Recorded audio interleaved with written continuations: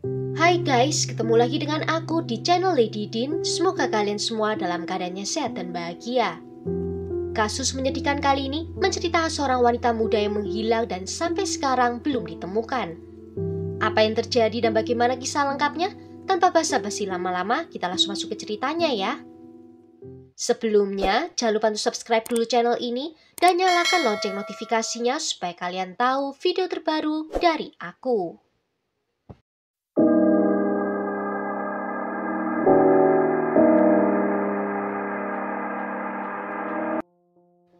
Agnes Klavina lahir pada tanggal 8 Juli 1984 di Riga, ibu kota Latvia. Dia dibesarkan dalam keluarga sederhana dan sebagai anak bungsu dari dua bersaudara. Kakak perempuannya bernama Gunta, berusia beberapa tahun lebih tua darinya. Dan kakak beradik ini memiliki hubungan yang dekat dan hampir tak terpisahkan. Orang tua mereka melakukan yang terbaik untuk memberikan kedua putri mereka pendidikan yang baik dan bertekad untuk mewujudkan impian mereka. Agnes tumbuh menjadi gadis yang ramah, ceria, dan sangat aktif. Dia berprestasi di sekolah, dalam kegiatan olahraga, dan memiliki banyak teman di sekolah. Dia bercita-cita memiliki pekerjaan yang berhubungan dengan dunia pariwisata atau hiburan, karena dia suka bepergian. Dengan penampilannya yang cantik, banyak laki-laki yang memberinya perhatian dan pujian sejak dia kecil. Dan dia telah terbiasa memiliki banyak pengagum.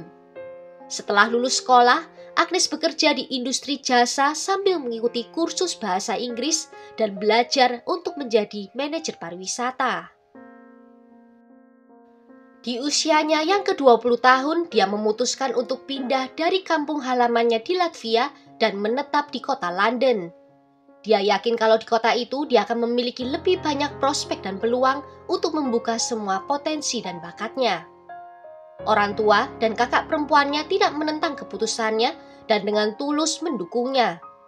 Segera setelah kepindahannya, Agnes bertemu dengan seorang pemuda bernama Michael Millis yang berusia 8 tahun lebih tua darinya. Michael, seorang pemuda yang memiliki pendidikan yang baik dan memiliki bisnis sendiri yang berkembang. Dia membuka bioskop kecil dan kompleks hiburan. Dia bisa dianggap sebagai pemuda yang sukses. Dia dan Agnes dengan cepat menemukan kesukaannya sama dan segera mulai berpacaran. Mereka telah membuat rencana jangka panjang untuk masa depan mereka bersama. Pasangan ini benar-benar jatuh cinta dan merasa bahagia. Orang-orang terdekat Agnes melihat kebahagiaan yang terpancar darinya. Mengatakan Agnes terlihat bersinar di samping pria yang dipilihnya dan dia telah bermimpi untuk segera menjadi istri sahnya. Pada tahun 2014, Agnes ditawari kontrak kerja selama 3 bulan sebagai administrator di salah satu klub malam paling populer dan terbesar di Marbella, Spanyol. Hal ini mengharuskan Agnes untuk pindah negara, tapi dia tidak mau melewatkan kesempatan emas ini. Di sisi lain, Michael tidak bisa meninggalkan pekerjaannya dan pindah ke Spanyol. Tetapi dia juga tidak melarang Agnes untuk pergi karena dia tahu ini adalah kesempatan besar.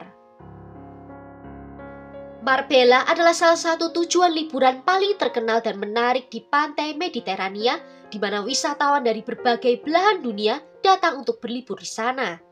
Di sana kamu dapat bertemu dengan bintang-bintang bisnis pertunjukan serta atlet dan pengusaha terkenal. Agnes yang senang bertemu dengan orang baru sangat bersemangat bisa bekerja di tempat seperti ini. Sebelum pindah, dia mengunjungi keluarganya di Latvia dan memberitahu mereka bahwa dia telah menandatangani kontrak kerja baru di Spanyol selama 3 bulan. Dan dia juga berbagi kabar baik lainnya, yaitu setelah kembali ke Inggris, dia dan Michael berencana untuk menikah. Seluruh keluarga menyambut bahagia rencana ini dan mendoakan yang terbaik untuk Agnes. Di penghujung Mei 2014, Agnes berangkat ke Spanyol, sedangkan Michael tetap di London. Tetapi mereka saling menelpon setiap hari dan berkomunikasi melalui panggilan video. Agnes juga aktif di media sosial miliknya, di mana dia memposting foto harian, video, dan juga cerita. Dia mendapat banyak pengikut yang mengikuti dengan cermat semua aktivitas dan pekerjaannya. Terlihat jelas bahwa Agnes menjalani kehidupan yang sibuk, namun dia menikmatinya. Saking menikmatinya, di akhir kontrak kerjanya, Agnes memutuskan untuk tinggal di Spanyol selama beberapa bulan lagi. Saat itu adalah awal musim gugur yang adalah waktu di mana orang-orang biasanya pergi berlibur. Dan selama periode itu dimungkinkan untuk mendapatkan banyak uang bagi bekerja di bisnis ini. Agnes berkonsultasi dengan pacarnya tentang hal ini, di mana Michael mendukungnya dan berjanji untuk mengunjunginya selama beberapa hari, karena mereka sudah lama tidak bertemu dan sangat merindukan satu sama lain. Agnes segera mendapatkan pekerjaan sebagai pramuria di sebuah restoran kelas atas. Di bulan September itu, Michael mengunjunginya di mana mereka bersenang-senang sambil merencanakan pernikahan yang akan datang dan memilih tempat untuk berbulan madu. Michael berada di Spanyol hampir seminggu lamanya sebelum akhirnya pulang kembali ke London.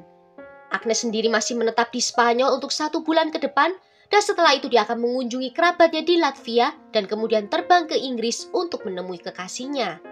Tetapi sayangnya, rencana ini tidak ditakdirkan untuk menjadi kenyataan. Pada tanggal 6 September, Agnes bersama teman-temannya pergi ke salah satu klub malam populer di Costa del Sol bernama Aquamis. Beberapa jam sebelumnya, dia menelpon Michael memberitahunya tentang rencananya ini. Di klub malam itu, Agnes bersenang-senang dengan teman-temannya, mereka berfoto bersama dan Agnes memposting beberapa di media sosialnya. Menjelang pagi ketika teman-temannya hendak pulang, Agnes mengatakan kalau dia berencana untuk tinggal lebih lama dan kemudian nantinya akan pulang naik taksi sendiri. Agnes orangnya selalu berhati-hati dan malam itu dia tidak banyak minum sehingga teman-temannya tidak melihat alasan untuk khawatir meninggalkannya. Pada saat teman-temannya menuju pintu keluar, mereka melihat Agnes sedang berbicara dengan seorang pria. Pria itu membelikan segelas koktail dan jelas berusaha untuk memenangkan hatinya Agnes. Dan itu menjadi penampakan terakhir darinya.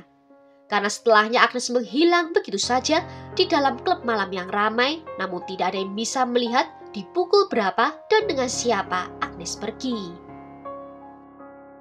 Keesokan harinya, Agnes tidak muncul di tempat kerja dan ketika rekannya mencoba menghubunginya, ternyata ponselnya telah dimatikan.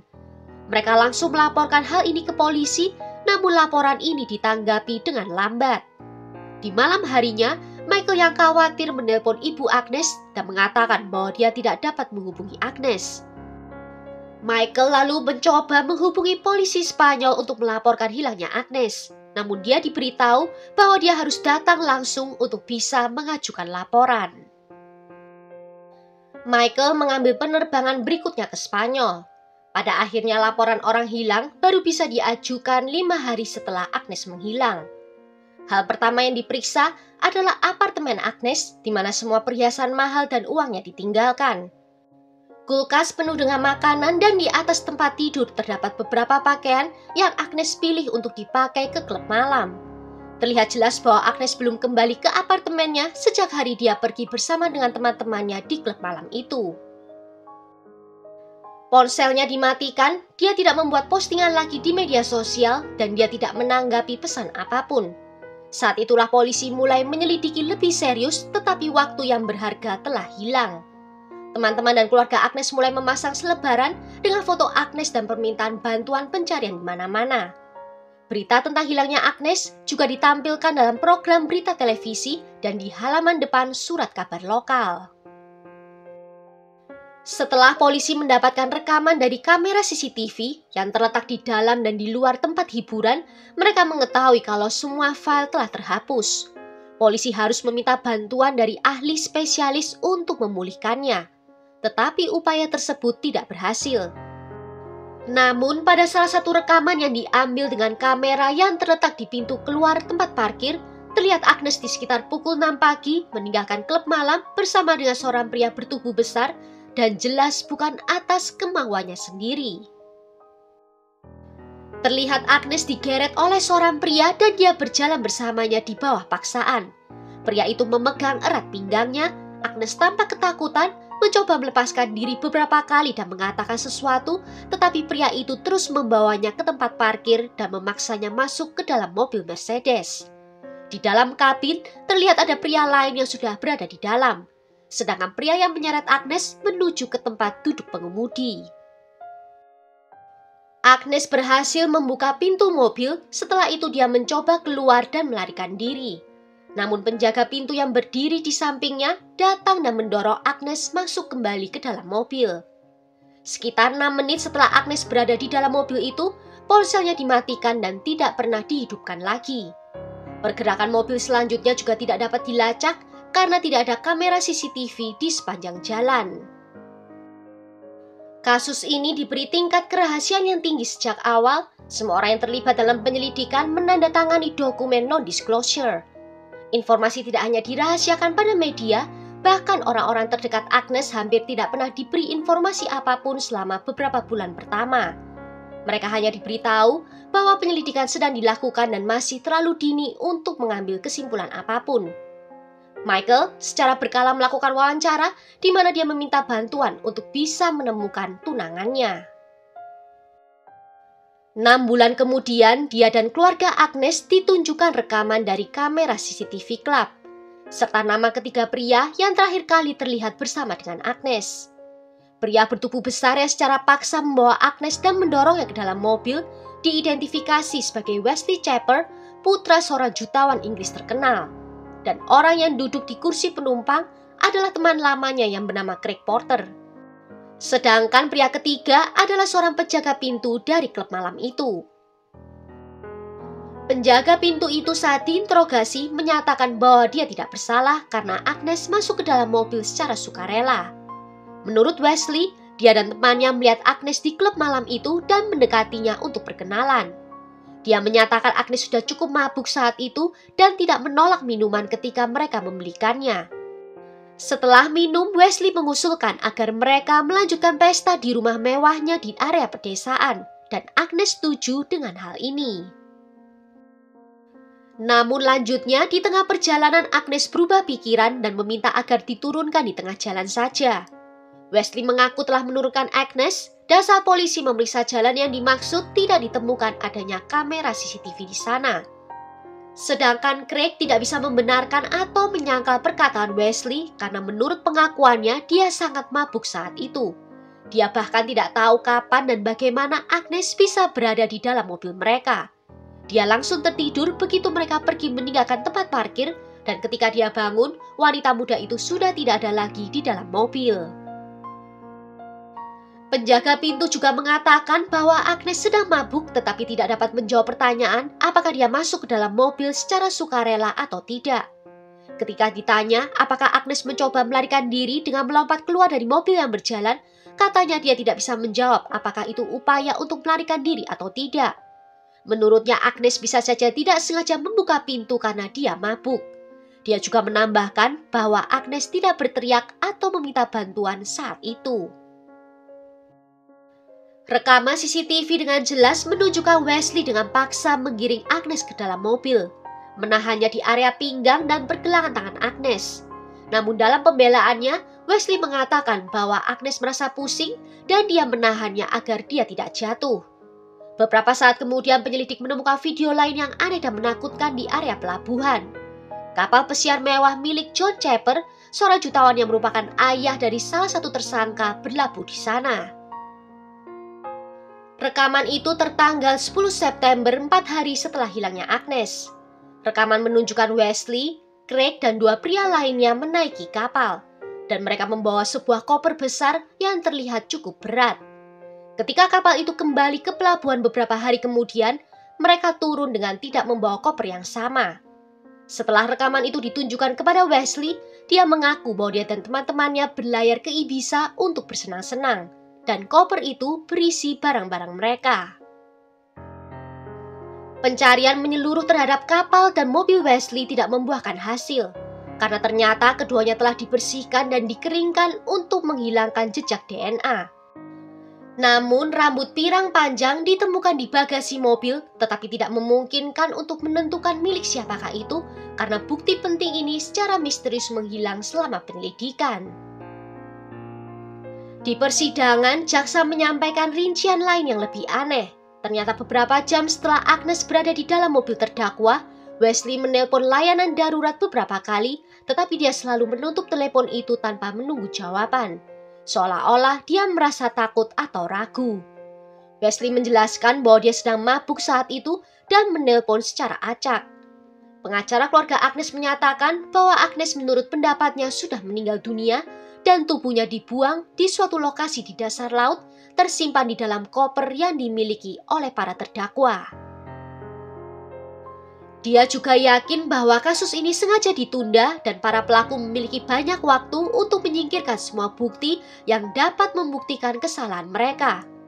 Baru 1,5 tahun setelah hilangnya Agnes, Wesley, Craig, dan penjaga pintu dituduh menahan Agnes di luar keinginannya dan memaksanya masuk ke dalam mobil. Sayangnya karena kurangnya bukti, tidak ada yang bisa dilakukan untuk menuntut mereka. Wesley dan temannya dibebaskan dengan jaminan. Tentu saja kerabat Agnes merasa marah dengan hal ini. Pada tahun 2019, hampir 5 tahun setelah hilangnya Agnes, ketiga terdakwa masih menyangkal kesalahan mereka dan bersikeras bahwa Agnes masuk ke dalam mobil atas kemauannya sendiri. Jaksa meminta agar penjaga pintu dianggap sebagai kaki tangan dalam kejahatan tersebut karena membantu para terdakwa lainnya.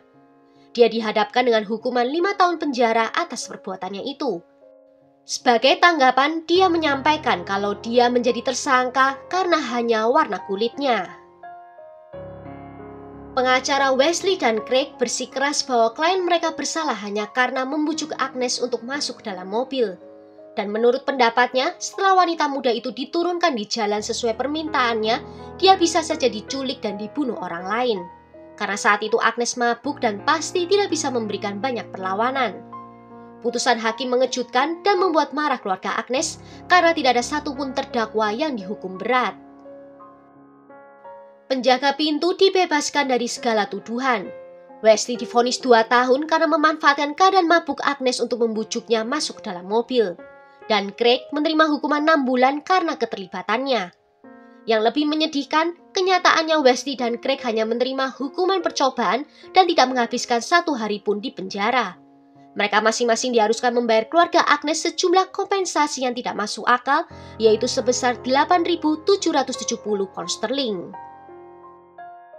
Keluarga Agnes sedih dengan keputusan tersebut dan mengajukan banding. Saat menunggu keputusan pengadilan, kedua terpidana melanggar hukum lagi.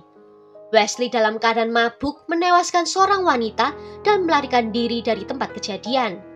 Sedangkan Craig dalam keadaan mabuk mencuri mobil dan memukuli pemiliknya hingga babak belur. Tetapi bahkan untuk kejahatan seserius ini, Wesley lagi-lagi hanya dijatuhi hukuman percobaan berkat pembelaan yang dibangun dengan cemerlang dari para pengacaranya. Namun kali ini Craig kurang beruntung dan harus masuk ke dalam penjara. Pada tahun 2021, hampir 7 tahun setelah hilangnya Agnes, tersangka utama dalam kasus ini masih menjalani gaya hidup yang tidak bermoral. Dia menyalahgunakan alkohol dan zat-zat terlarang yang telah sangat membahayakan kesehatannya. Pada puncak pandemi COVID, Wesley mendapati dirinya ada di rumah sakit dan tiba-tiba dia terkena stroke. Wesley meninggal dunia pada tanggal 26 Juli 2021 di usianya yang ke-44 tahun. Saat itu orang tua Agnes kembali mengajukan banding ke pengadilan, namun kini tersangka sudah tidak bisa dituntut lagi karena sudah meninggal dunia. Pada musim panas 2023, 9 tahun setelah Agnes menghilang tanpa jejak, kasusnya berubah secara tidak terduga. Di pertengahan bulan Juni, seorang tukang kebun di salah satu klub golf elit yang terletak di wilayah Costa del Sol sedang membersihkan area tersebut dan menemukan benda aneh di dekat pantai. Ya, setelah diperiksa lebih dekat, ternyata sebuah koper tua yang rusak parah. Pria ini tidak berani membukanya sendiri dan memanggil polisi untuk memeriksa isi koper tersebut. Di dalamnya, penegak hukum menemukan sisa-sisa dari manusia. Pemeriksaan menunjukkan bahwa tulang yang ditemukan adalah milik seorang wanita muda yang perkiraan usianya pada saat kematiannya berusia 25 hingga 35 tahun. Selain itu juga ditemukan bahwa koper itu telah menghabiskan waktu sekitar 10 tahun di dalam air sebelum terbawa arus ke pantai. Setelah membandingkan semua fakta, polisi berteori bahwa tulang yang ditemukan adalah milik Agnes yang menghilang 9 tahun yang lalu. Untuk memastikan hal ini dengan pasti, sejumlah pemeriksaan diperlukan untuk membandingkan DNA Agnes dengan sisa-sisa tulang yang ditemukan. Para ahli sedang bekerja dalam masalah ini, tetapi rincian penyelidikan belum dipublikasikan jika kecurigaan ini memang benar. Dikonfirmasi bahwa ini bisa menjadi alasan untuk membuka kembali kasus ini. Well, sampai di sini dulu cerita kali ini. Bagaimana menurut kalian tentang kasus ini? Tulis ya pendapat kalian di kolom komentar. Akhir kata terima kasih karena sudah nonton video ini sampai akhir. Sampai jumpa di video berikutnya. Ciao!